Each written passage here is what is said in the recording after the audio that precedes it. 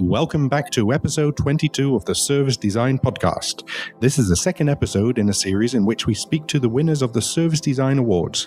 In this episode, we speak with the winners of Best Commercial Project. From Canada, you'll hear Judy Mellett, Director Service Design Innovation and Strategy at TELUS, and back on the podcast is Chris Ferguson of Bridgeable. They talk about their successful project of redesigning TELUS's renewal process. And remember, you can submit a project for the Service Design Awards yourself. Submissions will be opening up soon. Enjoy this episode.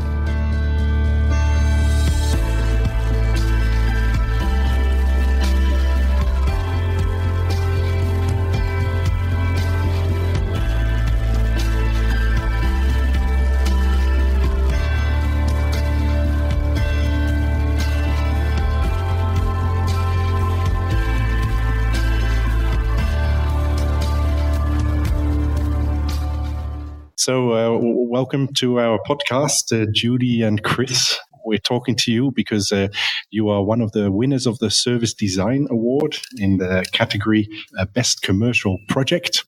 And we're speaking to each of the winners to learn all about the project and, of course, to congratulate you on winning this award.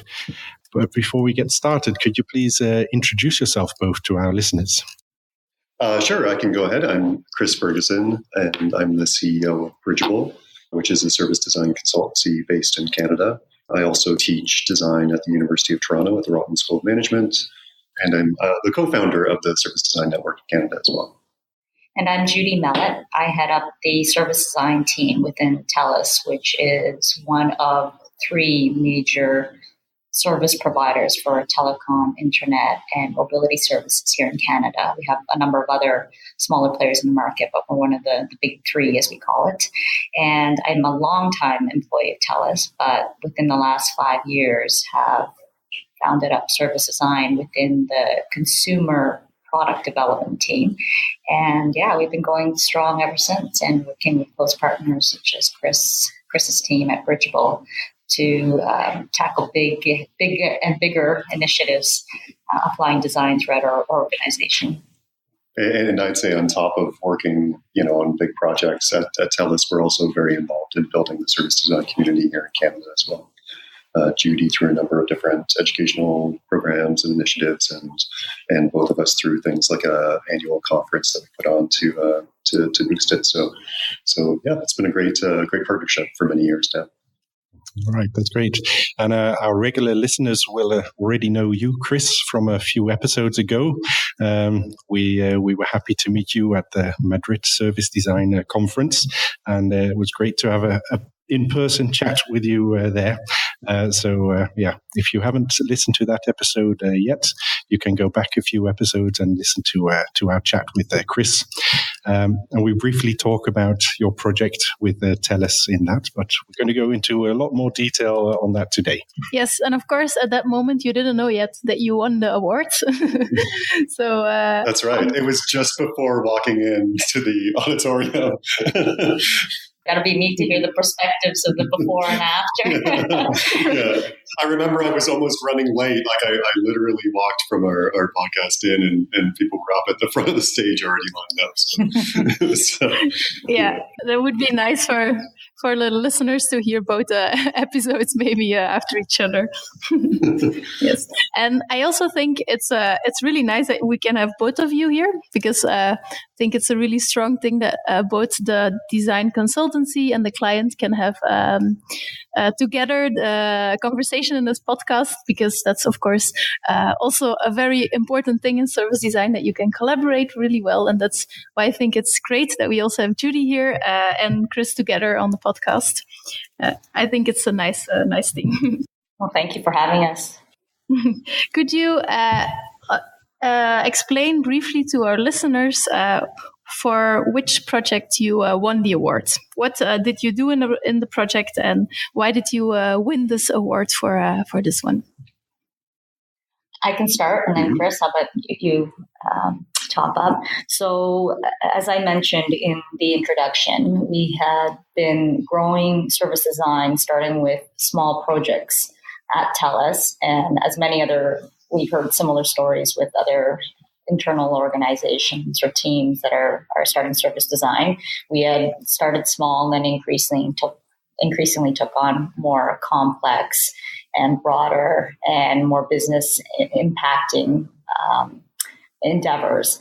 And the renewals one in particular was a real hallmark for us because it represented, I believe at that point in time, perhaps the largest. And largest, I mean, in terms of the business visibility and impact, but as well as the number of different business teams that were involved in the process. So as you guys understand, that would also then translate to a lot more stakeholder complexity.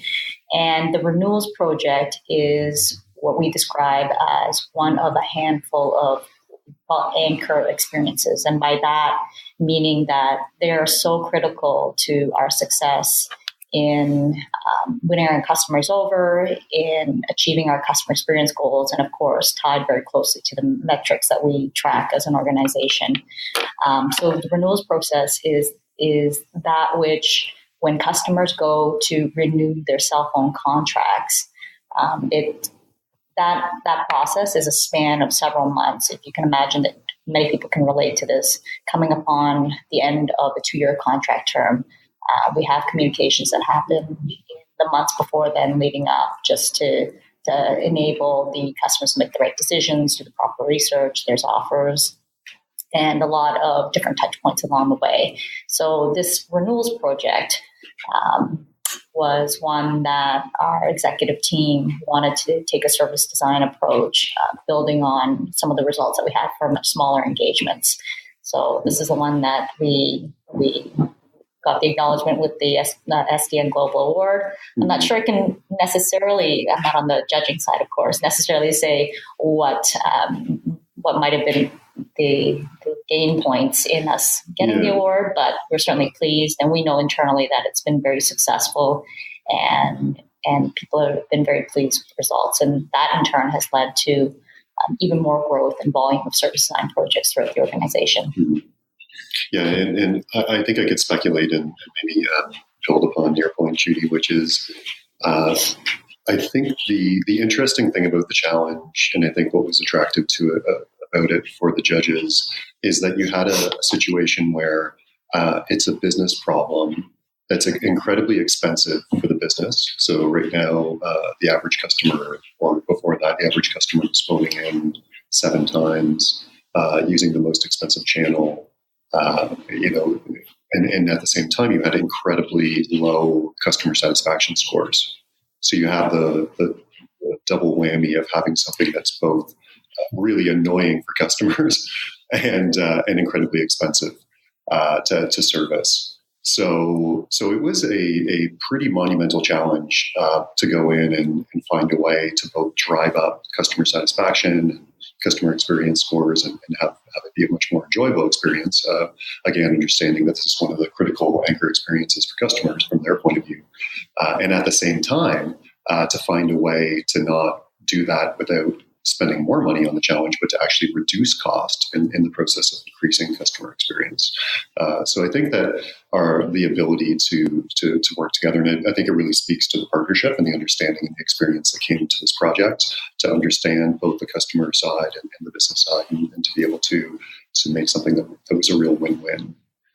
I think that's what helped us win.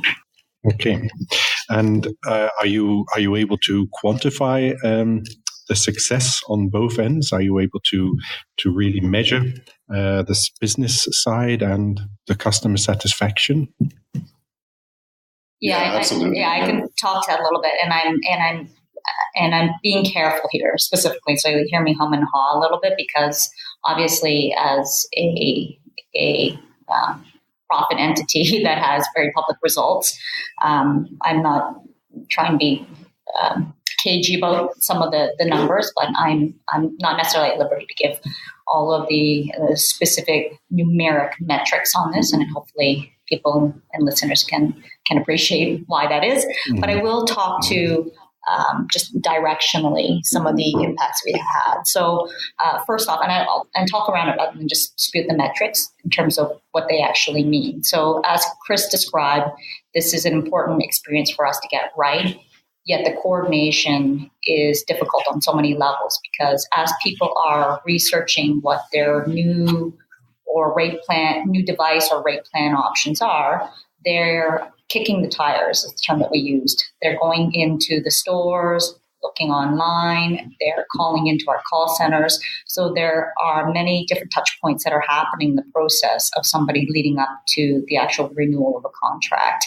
So the coordination of that and us being able to deliver a consistent experience across multiple channels represents the complexity. And I think we described this in some of the presentation that we gave in Madrid. We had made large investments into our digital channel, which weren't seeing the corresponding results that we had anticipated. And part of that is because we need to be considering not just what's happening within digital, but how that marries into all of the other touch points that the customer is going through this experience. So I would just, in the way of certain metrics, we did see positive renewal rates through the digital channels following this end-to-end and newly revised customer experience process for renewals. But we also saw things like increased uptake there was two-way SMS messaging that was introduced as an alternative option for people to communicate beyond just calling in or going into a store, and also supplemented people's self-serve capabilities through digital. And there was very positive uptake in that. What we found is people who used digital channel wanted other non-invasive means of communicating back and forth, and the introduction of a two-way SMS enabled for that type of experience. We also saw we saw a decrease in the number of people who had to change rate plans or get credits post the renewal process. So that again is a positive business metric. We saw positive reductions in the amount of call center agent time that was consumed while people were researching or asking questions or clarifications through the call center channels. And if you imagine on scale for the number of renewals that we do across mobility another year, these all are additive and represent a very positive business impact, which for us as an organization is what makes it deems it a success. Mm-hmm. And did you actually decided on these things that you were going to measure at the beginning of the project, or was it something you realized after it was implemented, or was it really set as goals in the beginning to, for example, reduce the time of the call centers, etc.? Yeah, I would say, and Chris, I just want to give Chris a chance to top up on my last points, but I would say there was a set of baseline metrics. Everything at TELUS is measured ad nauseum. We are a measurement company, and that makes a lot of sense. Obviously, people want to know what the business results are and what the dollar impact is. So there was a baseline of metrics that we regularly track for renewals that we were able to do the before and after comparisons. As well, we have survey or customer experience we call top 2 box, bottom 2 box, likelihood to recommend, which is effectively like a net promoter score. And tracking that, we saw positive improvements across the customer satisfaction as well as the business scores. And then there were some new metrics that were introduced, things such as a two-way SMS, which was a net new introduction into the process. And we're seeing against other SMS usage when we do other marketing types of campaigns, again, showing like high uptake rates. So again, we had, though those weren't metrics that existed previously to us introducing the process, post, we could also use other comparison points to say, yes, this is working and people are satisfied with it. Yeah, what you said that everything is measured at TELUS. I'm curious because you hear a lot of companies, also our clients, saying that quite often. But then, of course, it's also the next step. Like, what do you do with all the data you gather? Do you have like an internal department, or do you have people who are busy with that and who actually bring all those data to the different departments, or people that actually have to work with it? Or how does this process go?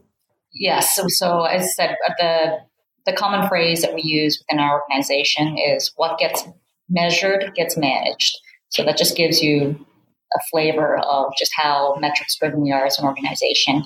And we do have large teams of people along with corresponding data systems. So we have data scientists and analysts whose sole responsibility is to look at the data sets and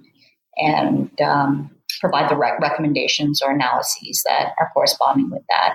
I would say following this project, there were subsequent large technology and infrastructure changes in the way that we are amassing data and exposing it to different business units in a way that they can leverage it even better than we had in the past. And I'm not by any means a data geek and not the one who can speak to in detail, but I knew there was a big project called the data lake, effectively is what's the terminology used at TELUS, that resulted from some of the work that was done on this renewals project.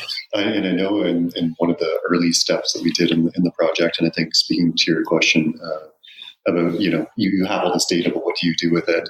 The first phase of the project that we actually did, and I think it was really telling, was to bring together all of these different stakeholders from all the different functions that were responsible or that somehow touched the renewal experience.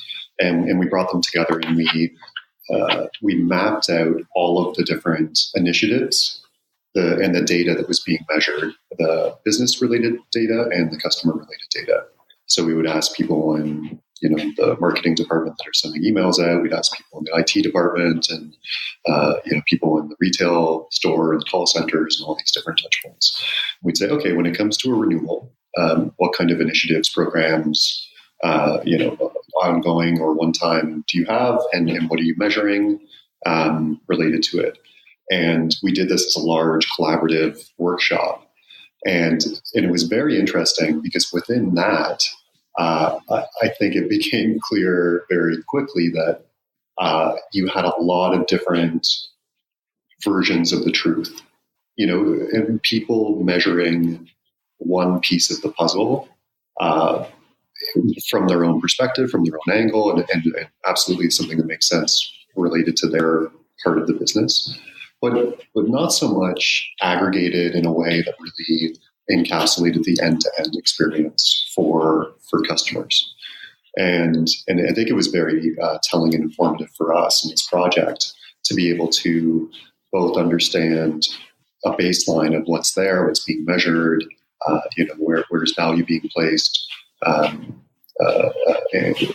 I think more importantly, how are people thinking about this renewals process from their perspective and their group? What do they see as the most important part of it, or how do they contemplate it? And I think that having that as a baseline really was informative, I think, to understand, what do we need to measure to be successful? What's already in place that's valuable that we don't need to invent through this process, or that we can piggyback on somehow. And more importantly, how do we get all these people to collaborate and coordinate in the end so that the sum's greater than the parts?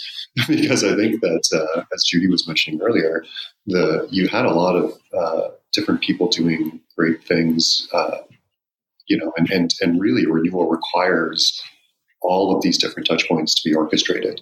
If a customer feels like I can get a better price from one channel, then they will migrate towards that channel, and they will game the other people in the other channels and say, well, I heard I could get this price here.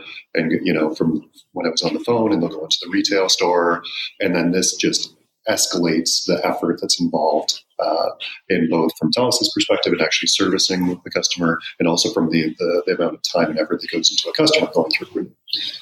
So I think that initial piece of bringing people together, really understanding their mental models, their initiatives, the kind of data that existed was very informative as a baseline to help us ensure that the solution we came up with in the end, built upon what was there, but also more importantly, worked in a way that fit with people's understanding of what it really was.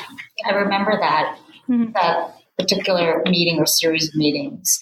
It was an eye-opening moment to sit as one team and look at the entire journey in its totality with the business units for example, like that the customer is going through, and get a real sense of both the effort and cost, both on the customer side and on the business side that's being incurred. If you think about the channel point of view, take a particular like sales rep who go the actual process of servicing a renewal with the customer takes about 45 minutes in store. But then to marry that with what we saw in a journey of people spending time online, calling into the call center a couple of times, going into a store previous to the actual act of renewing and speaking with the rep, perhaps coming back and making either another call or going back online. Once you see that in its totality, then you get an appreciation of just how complex it is. But if you're seeing that strictly, like in this example, from a retail store perspective, if you're not able to put together and say, okay, how can we collectively see what all the different interactions are and how our piece of the puzzle may either be aggravating the customer experience and causing downstream or further checkpoints along the way, or am I capable at this point in time through having the right information or being equipped with the right training to be able to curtail or shorten the renewal cycle for the business and for the customer. So having that journey map presented to us in a way that we could see that end to end was a very effective and important point in time in the project for us. And I remember even after that meeting, there was a couple moments in that meeting where, someone from BT, which is their kind of IT group internally, saying, hey, you guys are measuring that, or you're working on that project. We have data that's related to that, or we have a program that's already underway that deals with that. And these connections, these organic connections started to be made within the organization, where people started to reconceptualize their relationship to one another as it relates to the customer. And I think that in order for these projects, particularly in one with so much complexity and so many different channels involved, in order for these projects to be successful and to really be adopted by the organization in the long run, the people who are involved in these different functions need to understand how they need to collaborate and work together to deliver on that experience. And you can come up with the most aesthetically pleasing experience for the end user, but if the people delivering it internally, the people managing it internally, don't understand how they need to relate to one another, how they need to work together differently, then it's doomed to fail. It's people will quickly reset to their old way of working once the project is over. And so these kinds of collaborations are really critical for success. Yeah, I think that's very recognizable that we also sometimes have those meetings, those workshops where we bring together a lot of different departments, and then you realize that they're like, oh, I didn't know that. And it's a very positive vibe at the end. But then, of course, the most difficult part of the next step comes, that we also keep on bringing those people together and also make sure that the things they share during that workshop, they're actually going to do something and not be overwhelmed by the complexity of the whole journey that they saw, but see some of the improvements that they could make together. How did you manage that next step after that workshop? So you detected all the interesting things on what they could collaborate and what could improve between the different touch points. But how did you make sure that then the next step was the right one to take? Well, I think, I'm a big believer that authorship is ownership. And I think when you go through this kind of process, including people and really understanding, what's important to them, what are they being measured on, what's the scope of their roles and responsibilities, and then as you conceptualize, as you co-create your initiative or your end solution, that they're brought along and that they're helping create it and they understand it. We were really conscious, again, given the complexity of stakeholders, the amount of disruption that a solution of this magnitude in the organization would create, to include people. So we, for example, when we ran co-design sessions, we brought in executives, as part of that, we brought in people responsible for the different functions, so they were in the room, they could really understand. And there were examples of people from, people responsible for the digital channel leaving the room with the concept, the kind of sketches or lo-fi prototypes we created in these co-design sessions, and taking them away and already starting to work on them to implement them. And I think that this kind of relentless practical approach of thinking about how is this going to work for the people who are involved. Do they see the value? Do they understand how it's going to work for them?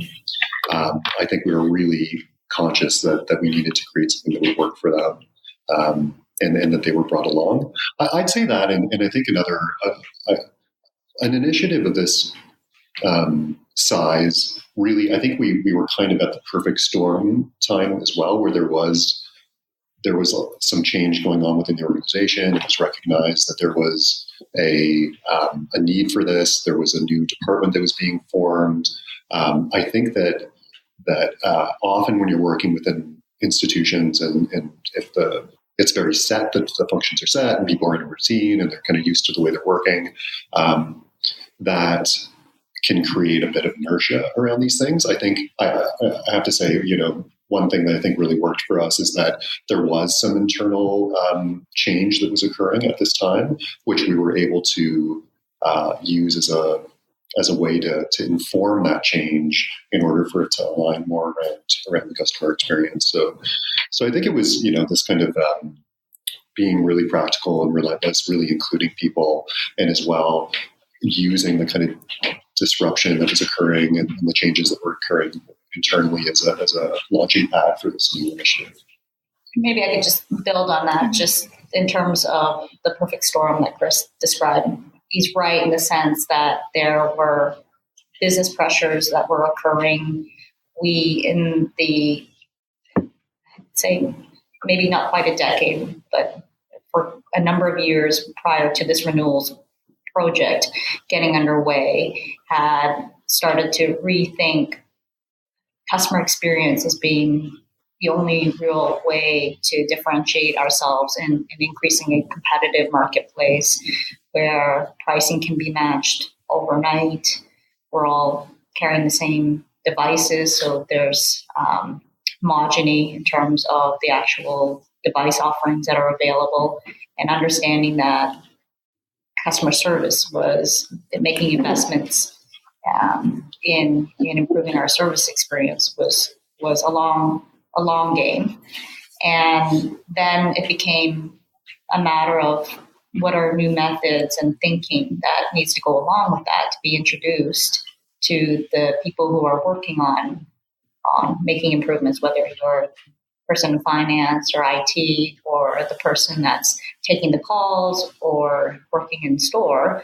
Like, what does that effectively mean in the way of different ways that they're going to be tackling their roles and jobs? So when we talk about, again, the forces that were at play, it was always so regulatory pressures that were happening. So we had CRTC, which is Canadian Radio and Technology Communications, as a government body, looking into the telecom operators and affecting new policies, and was directly impacting the renewals experience. And then lastly, there was organizational changes that were happening. So this was happening in a climate, and we were in a point in time where there was an openness to try new methods, and understanding that collaboration and improving the employee experience working on these anchor projects was the means and way to improve the customer experience. So that's the perfect storm that Chris was describing. And I think your question around what do we do after coming together as a team and seeing this full journey, we followed a lot of the classic service design things that we all here know and appreciate.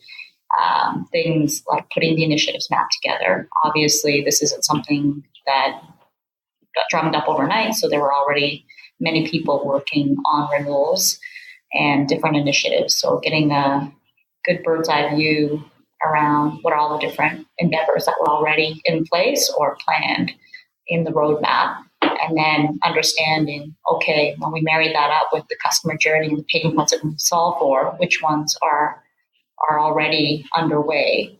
And then, as Chris says, then focusing our efforts on where the gap's still existing and can we ideate and then bring customers in to help flesh out the solutions in much more detail. Yeah, and there was a prioritization that occurred there as well, because you can imagine something of this size. So there were things, for example, around, we knew, for example, when people were offered their first, the renewal contract, we knew that moment was really critical, and that if you presented the wrong offer to people for renewal, they would escalate into really high research behavior. So, for example, if you've been a customer and you're used to a plan of, $75, and they come back and say, okay, well, we're going to renew you, it's going to be $150 now per month, and then people would immediately escalate if they didn't understand how it related to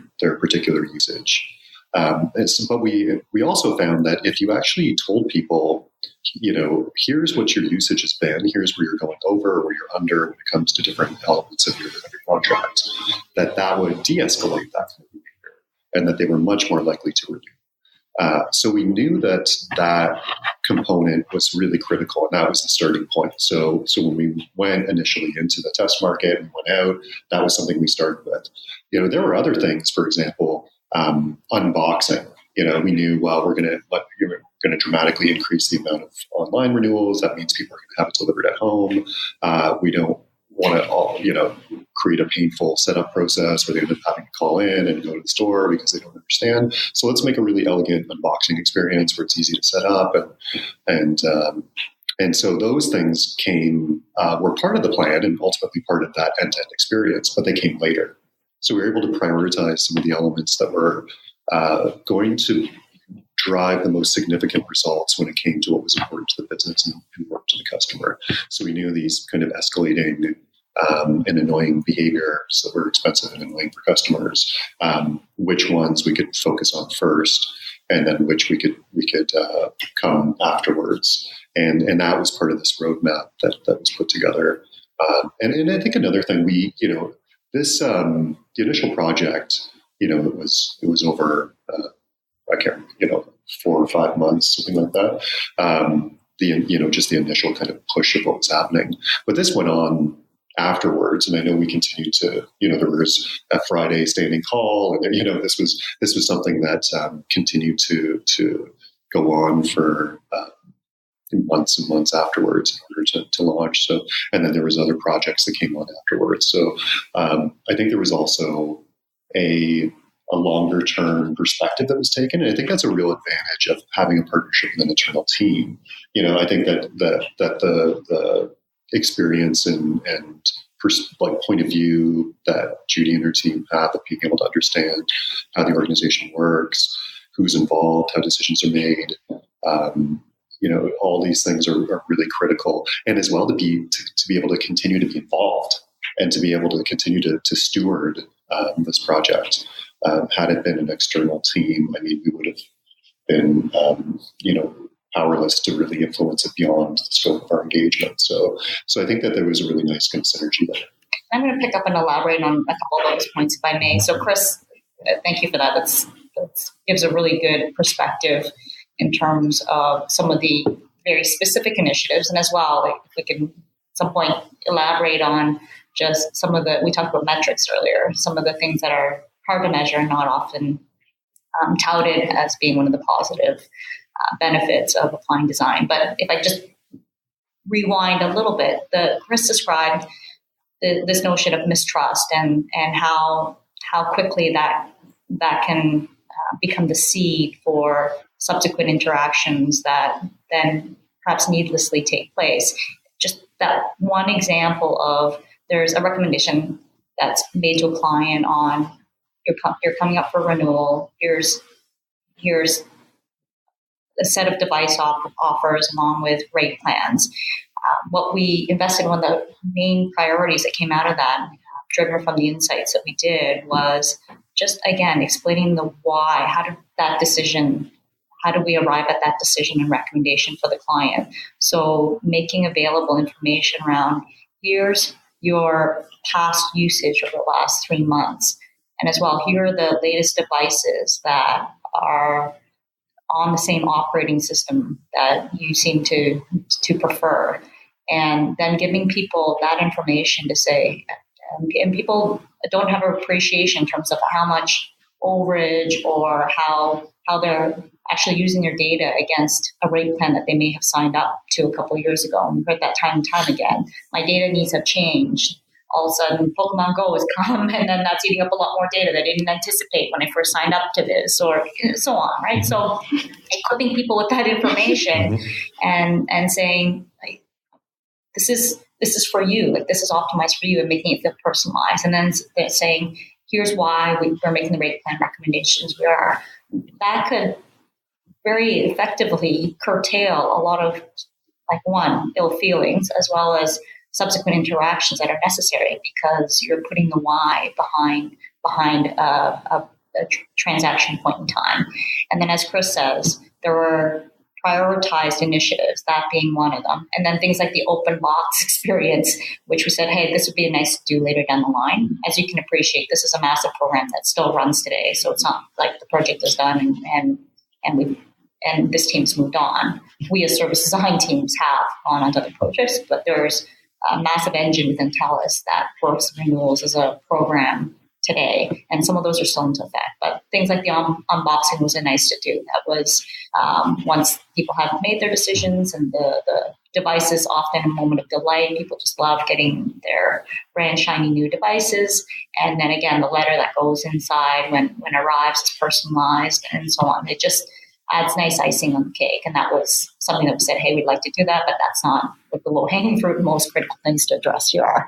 So when we talk about how we organized it, there was, again, after ideation, co-creation, here are the things that we want to work on, what are the things in the order of priority, and then who owns these initiatives. So I think the personalization of the offer, things like new mechanisms such as two-way SMS, and then as well, we worked, one of the big priorities was also something within the channels that helped equip the reps with the same types of information. So if Chris comes in saying, okay, thank you for your business, which was really important, saying Chris is a customer for 10 years.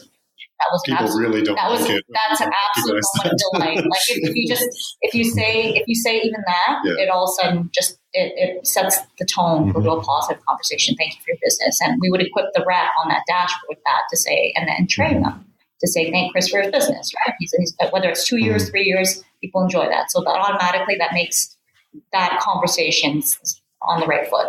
And then again, having the available information for Chris available to the rep so that they can side by side have an informed conversation about the needs and make the decision together really help, again, the in-channel experience, which is a flow through from, say, the original email that went out. So again, you can see how all these things tie together, and then we talked about delighted down the road when they're opening box, and it's further reinforced. Yeah. So these are the types of things very specifically that came out of this. And then I would say just like the positive working rapport that became the basis for the team to go on and continue working as they do today was one of those benefits that we perhaps didn't anticipate, or our sellers just sell hard enough when we started. Well, and I mean, and it's easy in retrospect to say that this was, we found these great business opportunities and customer opportunities. I could say that going on the project, it felt like insurmountable mountain to climb, and that it was really, a lot of dedication, and I think I think there was conflict between our teams, but there was especially early on as we were getting to work together. But I think there was honesty, and there was shared interest in the outcome, and this kind of how do we just keep working towards this outcome together? And I think as a result, we were really able to just keep iterating and trying and digging deeper and finding these things. So I think by the time we got in to talk to decision makers, we had really tested it out ourselves, and we'd really vetted it, and we felt a high degree of confidence that the things we had come up with were both going to be useful to the business and useful to customers. And I think that real determination and focus on trying to find those overlaps where there's value for both.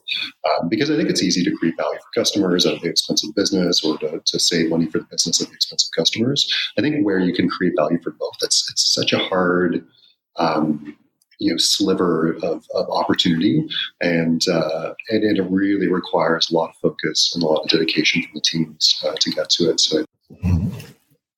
So one thing I wanted to ask about, you touched upon it just for a moment, Judy. So do you have a service design team working with you at TELUS, or do you work mostly with external service designers? I have a team of 10, and we seem, as I say, like a team of 50 at times. I say we're like a mouse that has light cast and you see the shadow behind it, just because we have close relationships with the top service design firms within Canada, Bridgeable being one of them, of course. And as our project funnel increases, I was going to say, or decreases, but that's just never the case.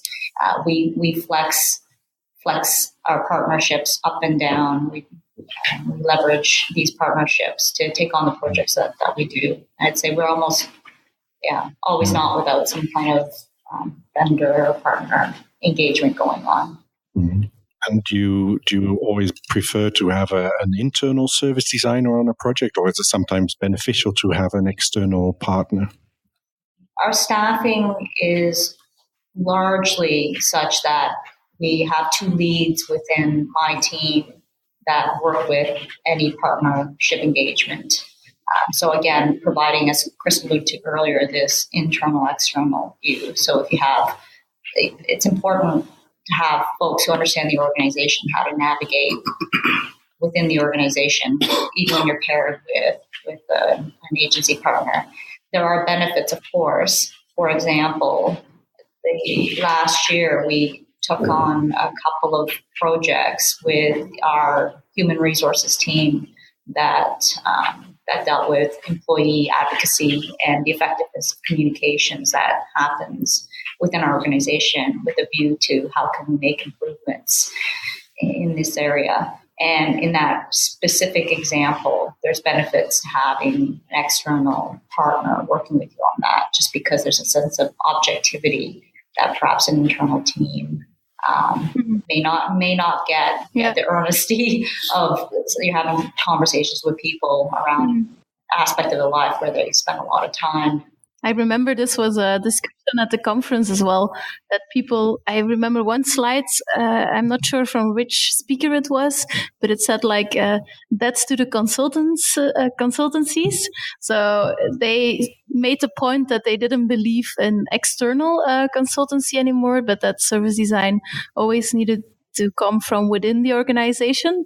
But I find your approach also very interesting. Like you have a team, but you sometimes just bring in external views to work together and to collaborate on a project. I think that's a very strong way of working as well. Yeah, and I would say, honestly, if I had a chance to do it all over again, I would always structure it like this, even if I were given quite a large team. I think one, having a connectedness to external partners that bring, as you can appreciate, design methods are evolving and change, and there's a newness to new techniques and apply techniques in different contexts. And having external partner who offers us a lens that's outside just the projects that we have internally is helpful for us to stay fresh and current in our thinking. Yeah. And as well, obviously this is specifically for TELUS, there are areas or skills that just does not make sense for us to necessarily build in-house. So where we need to augment or specifically go out for skills that we are choosing deliberately not to build in-house. Things such as we do our own ethnography as a team for smaller engagements, but where there's complex ethnography, you need people who are trained anthropologists or sociologists in human behavior. and we always assess a project and say, okay, this needs the work of experts to come in who are skilled and educated in this. Mm-hmm. And again, that's where we go out. Complex visual design, I don't have that skill. Trainings when you're mapping very complex systems and want the visual design to accompany that. Again, I don't have that skill in-house, and I would partner with folks like Bridgeable to supplement our skills and bring that to the table. Yeah. And I'd say as well, like from the consultancy side, someone's asked me before, what's the biggest success factor for a project? An internal stakeholder asking this, hey, I work in a big organization. What's the most important success factor? And it's having an internal champion who understands the organization and is committed to success. Mm-hmm. And I'm sure you can appreciate it as practitioners. Without that internal person who understands the methods, understands the business, knows how things work, and is really committed to ensuring the success of that project, it's very, very difficult as an external consultant to come in and achieve success, because you're only able to involve and shape things so much. I think the marriage of having an internal team and an external team where they understand that, they know the organizational stakeholders, they understand the processes and systems, they understand business planning, even where the sources of data are, and they understand the methodology, and they're facile with the methodology. One thing, for example, that came up in our project was a desire to minimize the amount of research that was done in the beginning. And I know this is something Judy's dealt with a lot, is people don't understand. They would like to extract certain parts of the process. They don't understand, that you can't just jump to the end. Well, can't you just give me a solution, And I think that kind of pressure would be, if for somebody who doesn't understand it, isn't experienced, doesn't understand how the process works, I think it'd be a lot easier for them to cave under that pressure. But I think to have an internal champion who understands it, understands how the methodologies work, also understands the internal politics and landscape is really important. Yeah, it's funny that you mentioned this about the internal champion, because I was writing the article together for the episode that we had together with you in Madrid. And this is one of the things I actually wrote in the article to come along with this episode, is that it's very important. That's something we learned during this interview, to actually to have this internal champion, because if you don't have it, the project will just not be successfully implemented, and after time it will just disappear. So I also thought that was struck in my mind as well, that this is very important. And to be honest, I would love to work with internal service designers in companies. In Belgium so far, we didn't have we never worked with people inside an organization who actually had the role as a service designer. We do have some people who do research or who are in charge of the user experience, but it's a little bit, they have a different approach. And I'm really looking forward myself as a service designer in a consultancy to actually collaborate with people who both know the whole internal to have the internal knowledge of the organization, but also practice service design, and to also understand what these processes mean. I think that would be amazing to work to collaborate then on projects, and you can really strengthen each other. Yeah, I mean, I think our relationships, our best relationships are ones where they're with internal teams that understand the methods, where they have a team set up. Typically what happens is, as is the case, I think, with Judy, that the success of a project leads to more projects. And I think that's something that consultancy sometimes fear is, well, if I work with these guys, they're going to, somehow learn everything we do, and then the magic is gone. But my experience is that actually, no, go in, do your best work, show what you can do, because your ability to do great work and make them be successful will lead to much more work down the road, which means more work for everyone. So I think that and I think that as well, there's a bigger, there are bigger changes that are going on here within the way organizations are run and institutions are run, where the rise of these kinds of methods are really well suited to dealing with. There's a lot of transformation in how organizations work, a lot more concern with customer experience. I mean, this is becoming the currency in the 21st century in our economy. So I think the larger picture is there's going to be such a need for these kinds of skills, and organizations are going to be much more focused on this. My experience is that these are really great relationships that tend to be are really great for both sides of the partnership. And as well, I think in the case of Judy and myself, and I think our organizations, moreover, is that we're also part of enabling a community.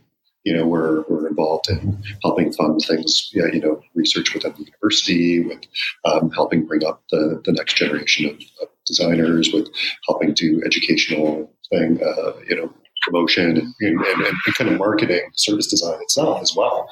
And so I think that there's a real benefit if people go in with the right attitude of, a sense of, hey, there's lots of opportunity for everyone. Your success is my success. And there's going to be, really, there's going to be more need than we can fulfill in the future. So let's kind of collaborate. It can actually lead to a lot. And I think if you look back, I remember we were on a panel together, or I moderated a panel with you, I can't remember, 4 years ago or something like that. And to think back then and how much the scene has changed, where that was, kind of felt like we were these advocates trying to, preaching this thing that, people barely understood. And now where, it's like it's hard to keep up with the demand of the work. Things have changed a lot. I'm 100% aligned to everything Chris just said, to take the broader strategic view across the practice. This isn't going away. The need to differentiate and have elevated service experiences for customers, regardless of what industry you're in, that will only compound as we become mired in more complex technologies. People's demands become more demanding, and the view that partnerships will curtail business is exactly the opposite. If anything, there's no shortage of work, and as we do this work, it exposes more work to be done, and it just grows. And then if you think about the broader economic view for design as a practice, it means that the demands for skills then increase. Then students in turn look to acquire these skills in the institutions that are teaching it. So even within the Toronto community, where we do a large part of our work, we've seen a bit of competitiveness just to get the best and brightest minds. We're all trying to find. I know. Often interviewing the same people. Never enough talent for the work that's come up. And then if I think around the work that our team has taken on, and just the compound growth in the projects and the reach we've had as a team across our organization, we are no longer just doing kind of the straightforward, took on usability projects in our early days, but we are taking on more complex tasks, such as ones through our enterprise teams where they're servicing government projects, asking us to come in and help them with large-scale citizen issues. That's impressive, and I would have never had the audacity a number of years back to think that we could be working on things like that. And then working on challenges, like the recent one we're partnering with OCAD, Ontario College of Art and Design, on how we improve accessibility within our retail environments, which is not just a TELUS issue to deal with. If you think about how do you improve our experiences for people with accessibility needs, such as hearing or visual impairment or physical disabilities, that doesn't start with when people cross a lease line into one of our stores. That starts with what the journey is like, either helping them do research online and making that experience accessible, everything through till like public transportation, enabling that to be an accessible experience so they can actually get into your stores with the parking situation and so on. So I know Chris is doing some work with public transportation here in Toronto. So these things, like, again, have a way of bringing together people in the design community as the scope and scale and the importance of the projects grow. Definitely. I think it also just makes a case in general it's valuable to share insights and share your best practices with the community. Before we round off, I'd like to ask you one more final question. Now you've won this award. What does this mean to your two organizations? You want me to Yeah, that's a good question. Yeah. I mean, for me, it was, it feels really, really, really good. I gotta say, it's to be recognized, by, the global community of service designers. It's really like a dream come true in a lot of ways. I have such respect for the people involved in the community, and and as well, I feel like it's the great thing in my experience participating with the service design network and service design community in large is that there's a real generosity, a real openness. I think even the experience of the conference, the kind of content and that's shared. I feel like I've learned so much, and I appreciate the community so much that to be recognized by them, I mean, it really feels great. And I mean, I think for our organization, it's I think the testament to a lot of years of taking chances and making investments in areas that we weren't sure if they were actually going to pay off or not. I think, we started practicing service design 7 or 8 years ago, and experimenting with the methods, and then participating in the global community, and trying to do our own research and try things and experiment and push and trying to generate a community around this. So I think that in those early days, you're really working hard and you're trying things, and I think that you're hoping that it'll get recognized, but I think that it's a real testament to the amount of hard work and the amount of effort that people here have put into the craft, because I think that the only reason that we're able to do that is because people just kept at it and kept trying and doing more projects and trying something that didn't work, failed, and then trying something again, and then getting better at that and just perfecting their craft over time. So I think it's a real testament to the amount of effort and time that went into the craft too. And I'd say of course the work doesn't stop, and we do great work, and my team, there are folks that are living the projects and striving to always deliver the results for any project or internal client. So that doesn't go away because we won the award, but it definitely is a validation to, as Chris mentioned, some of the real stresses and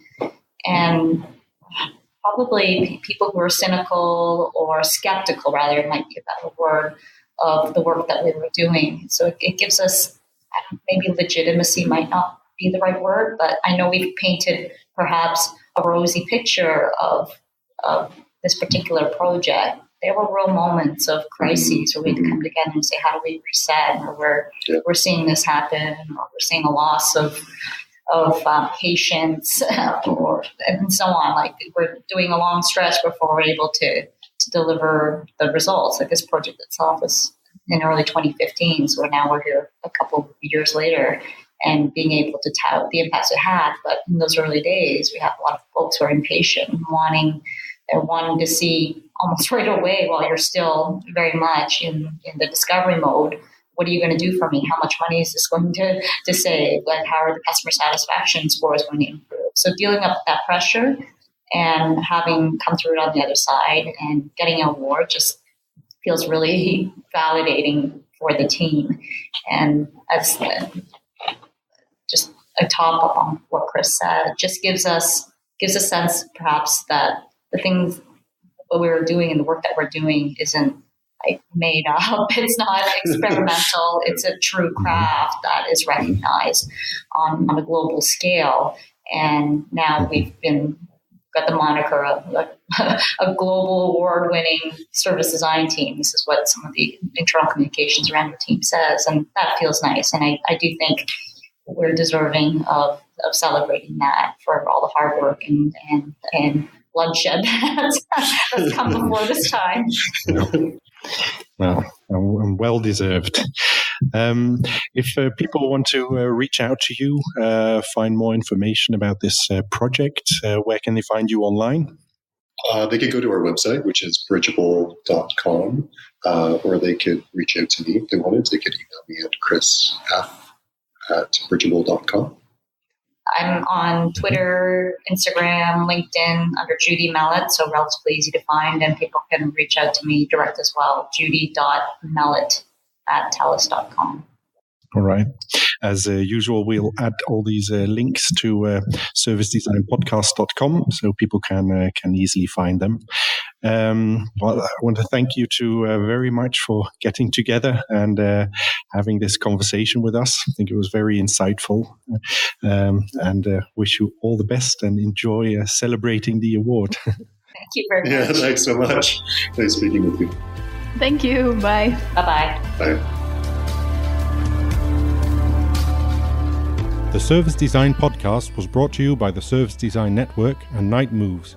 For more information, previous episodes, or to join the conversation, please visit servicedesignpodcast.com.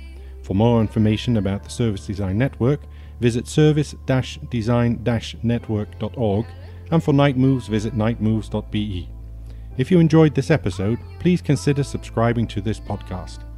The intro and outro music is from If the Stars Grow Dim Tonight by Hydrogen Sea featuring I Will, I Swear. Until next time.